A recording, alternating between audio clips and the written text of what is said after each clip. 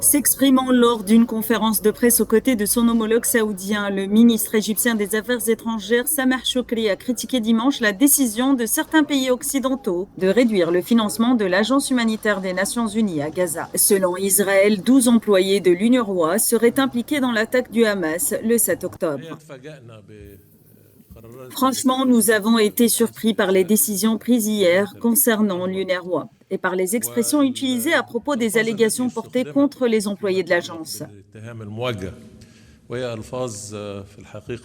Les expressions similaires n'ont pas été utilisées à propos du meurtre de plus de 26 000 civils innocents à Gaza, pour la plupart des femmes et des enfants.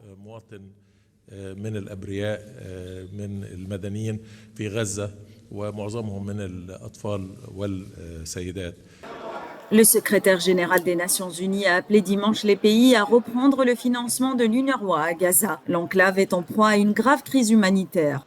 Le ministre saoudien des Affaires étrangères, le prince Faisal Ben Farhan, a exhorté pour sa part Israël à respecter le droit international. Le rejet complet et la non-acceptation de la décision de justice par Israël est ce qui nous a conduit initialement à cette situation. Nous approchons les 30 000 morts à Gaza, la politique systématique de famine et de siège, une punition collective du peuple palestinien à Gaza. Toutes ces actions constituent des violations flagrantes du droit international humanitaire. La communauté internationale se trouve désormais confrontée à un choix. Le droit international a-t-il une valeur pour elle? Veulent-ils voir la paix? Si tel est le cas, il doit y avoir un effort international coordonné pour résoudre cette crise.